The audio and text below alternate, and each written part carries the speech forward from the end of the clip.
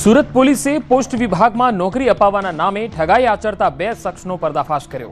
Technology અને નકલી વેબસાઇટના આધારે યુવકોને પોતાની જાળમાં ફસાવી લાખો રૂપિયા પડાવતા હતા।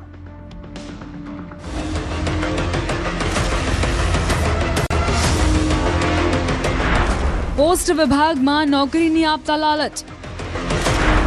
નોકરી વાંછુક યુવકો હતા ટાર્ગેટ પર। નોકરીના નામે આચરતા લાખોની ઠગાઈ। સુરતની અઠવા પોલીસે નોકરીની લાલચ આપી લાખોની ઠગાઈ આચરતા 2 શખ્સોને દબોચી લીધા, જેમના નામ છે બ્રિજ ઉર્ફે બ્રિજેશ પટેલ અને બીજા આરોપીનું નામ છે ભૂપેન્દ્ર શર્મા। પોલીસ તપાસમાં ખુલાસો થયો કે બ્રિજેશ પટેલે અમદાવાદની આલ્ફા કોલેજમાંથી BE કમ્પ્યુટર એન્જિનિયરિંગ કર્યું છે અને તેને એથિકલ હેકિંગ તથા સોફ્ટવેર ડેવલપમેન્ટનું જ્ઞાન છે। ટેકનોલોજીના જાણકાર હોવાથી બ્રિજેશ પટેલે તેના મિત્રની મદદથી પોસ્ટ વિભાગની જેવી નકલી વેબસાઇટ અને પોર્ટલ તૈયાર કર્યું હતું। બાદમાં ગૂગલના ઉપયોગથી સર્ચ એન્જિન જેવી થર્ડ પાર્ટી સાઇટ પરથી પોસ્ટ વિભાગની ભરતી સંબંધિત નકલી ફોર્મ ડાઉનલોડ કરી નોકરી મેળવવા ઈચ્છતા લોકો માટે જાળ બિછાવી। બ્રિજ અને ભૂપેન્દ્ર બ્રિજ નવસારી ખાતેનો રહેવાસી છે।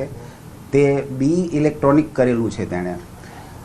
એ પોતે સોફ્ટવેર એન્જિનિયર છે, વેબસાઇટ ડેવલપિંગનું પણ કામ કરે છે અને અગાઉ તે ઉગત સેવા સહકારી મંડળી નવસારી ખાતે કોન્ટ્રાક્ટ બેઝ ઉપર સેવા આપતો અને ત્યાં સર્વર મેનેજમેન્ટનું કામ કરતો હતો, જેથી તે ત્યાંની તમામ કાર્યવાહીથી વાકેફ હતો।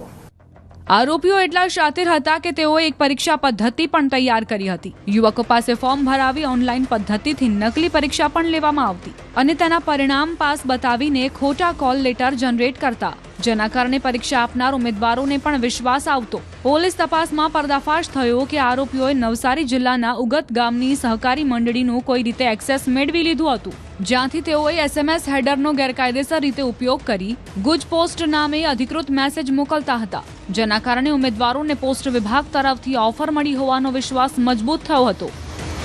સાયબર ક્રાઇમ અને ફોર્જરીનો ગુનો દાખલ થયેલ છે, જેમાં ભોગ બનનારને પોસ્ટ ઓફિસમાં નોકરી આપવાની લાલચ આપી તેઓને નોકરીના ખોટા મેસેજો આપને ઓર્ડર મળી જશે એવા મેસેજો કરી, તેમજ વેબસાઇટ ઉપર ઓનલાઈન ટ્રેનિંગ લઈ અને તેઓની પાસેથી નોકરી આપવાના બહાને 16,90,000 જેટલી રકમની છેતરપિંડી કર્યાની ફરિયાદ દાખલ થયેલ। આરોપીની તપાસમાં સામે આવ્યું કે સુરત, નવસારી, થરાદ, માંડવી સહિતના વિસ્તારોમાં ફેલાયેલી આ ગેંગ દ્વારા 20થી વધુ યુવકોને પોતાની જાળમાં ફસાવ્યા હતા, જેમની પાસેથી 16,90,000 રૂપિયા પડાવ્યા હોવાનું બહાર આવ્યું છે। નોકરીની આશા રાખતા યુવકોને સિલેક્શન અને જોઈનિંગ પ્રોસેસની લોભામણી વાત કરી તબક્કાવાર રૂપિયા માંગવામાં આવ્યા હતા। તેણે ભૂપેન્દ્ર શર્મા જે અત્રેના પોસ્ટ વિસ્તારમાં રહે છે તેઓનો સંપર્ક કરી તેઓને બીજા ગ્રાહકો લાવી અને કમિશન પેટે તેમને રાખેલા અને પોસ્ટમાં નોકરી વાંચુને શોધી અને તેઓની પાસેથી પૈસા લઈ અને નોકરી અપાવશે તેવી લાલચ અપાવવાનું જણાવેલું, જેથી બંને ભેગા મળી અત્રે 3 જેટલા ફરિયાદીઓ આવેલા, જેઓનો આધારે ગુનો દાખલ કરેલ છે અને તપાસ દરમિયાન બીજા અન્ય 12 જણા ભોગ બનનાર જણાઈ આવેલ છે। પોસ્ટ વિભાગની નોકરીની આશા રાખીને બેઠેલા યુવકો આ ગેંગને લાખો રૂપિયા આપવા તૈયાર થઈ ગઈ। કેટલાક ઉમેદવારોએ રૂપિયા આપી પણ દીધા, પરંતુ જ્યારે નોકરી ન મળી તો તેમની સાથે ઠગાઈ થઈ હોવાનો ખ્યાલ આવ્યો। આખરે એક યુવકે સુરતના અઠવા પોલીસ સ્ટેશનમાં આ ગેંગ સામે ફરિયાદ નોંધાવી હતી। પોલીસે ટેકનિકલ સર્વેલન્સ, બેંક ટ્રાન્ઝેક્શન અને ડિજિટલ પુરાવાના આધારે બ્રિજેશ પટેલ અને ભૂપેન્દ્ર શર્માને દબોચી લીધા। જે ટોટલ હાલ 44,40,000 જેટલું ચીટિંગની રકમ સામેલ આવી છે। હજી પણ વધુ આમાં ભોગ બનનાર હોવાની શક્યતા જણાયેલ છે કે લોકોને પહેલાં તો નોકરી વાંચુને બોલાવી તેઓની પાસેથી ડોક્યુમેન્ટ લઈ તેઓને સમજાવવા કે ભાઈ આ રીતે અમે અમારી બહુ મોટા અધિકારીઓ જોડે પોસ્ટમાં ઓળખાણ છે અને અમારી ઓળખાણ થકી તમને નોકરી તુરંત મળી જશે અને તેઓને પ્રોસેસ સમજાવતા કે ઓનલાઈન એક્ઝામ થશે, ટ્રેનિંગ થશે, તમને રેગ્યુલર મેસેજ એના આવશે, તમને ખ્યાલ આવી જશે। પોલીસે આરોપીઓ પાસેથી નકલી portal, SMC gateway, format file સહિતના ડિજિટલ પુરાવા કબજે કર્યા છે. પોલીસનું માનવું છે કે આ ગેંગ દ્વારા હજુ પણ વધારે યુવકોને પોતાની જાળમાં ફસાવ્યા હોવાનું ખુલી શકે છે. આ તરફ પોલીસે પણ લોકોને અપીલ કરી છે કે સરકારી નોકરી માટે કોઈ પણ વિભાગ ફી, કોલ લેટર, ચાર્જ અથવા સિલેક્શન પ્રોસેસ માટે પૈસા નથી લેતા. હાલ પોલીસે આરોપીની પૂછપરછ શરૂ કરી છે, જ્યારે શંકાસ્પદ બેંક એકાઉન્ટ, એસએમએસ સર્વર, નકલી વેબસાઇટ હોસ્ટિંગની પણ તપાસ કરાઈ રહી છે. પોલીસનું માનવું છે કે સમગ્ર કેસમાં હજુ મોટા ખુલાસા થઈ શકે છે.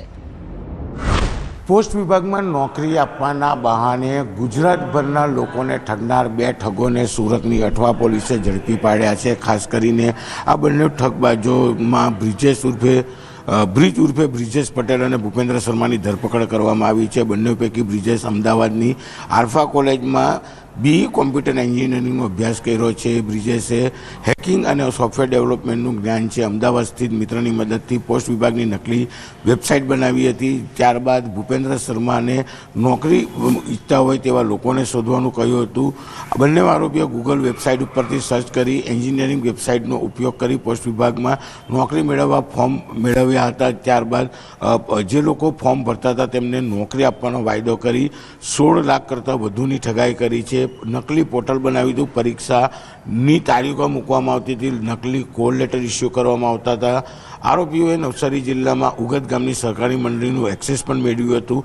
અત્યાર સુધીમાં આ બંને આરોપીઓ 20 કરતાં વધુ લોકોને એટલે કે સુરત, નવસારી, થરાદ, માંડવી સહિતના જિલ્લાઓમાં યુવકોને છેતરા છે. 16.90 લાખ એટલે કે 17 લાખની ઠગાઈ કરી છે. અને જે પ્રકારે આ બંને ઠગો વિરુદ્ધ સુરતના અઠવા પોલીસ મથકમાં ફરિયાદ નોંધવામાં આવી હતી. ત્યારબાદ પોલીસે બંને આરોપીઓને ઝડપી પાડ્યા છે. એટલે કે ભણેલા હાઈ એજ્યુકેટેડ યુવકો લોકોને સરકારી નોકરી આપવાના નામે નકલી વેબસાઇટ બનાવી કોલ લેટર સાથે તમામ વસ્તુઓ નકલી આપી છેતરપિંડી કરતા હતા. અત્યાર સુધી 20 લોકોનો આ લોકોએ કહી શકાય કે 20 યુવકો સાથે ઠગાઈ કરી છે.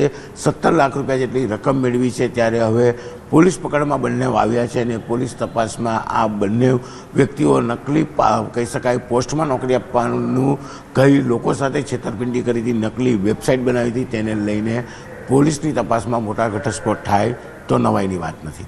કેમેરામેન જીગર ગુગલ સાથે કીર્તેશ પટેલ, ન્યૂઝ 18 ગુજરાતી, સુરત.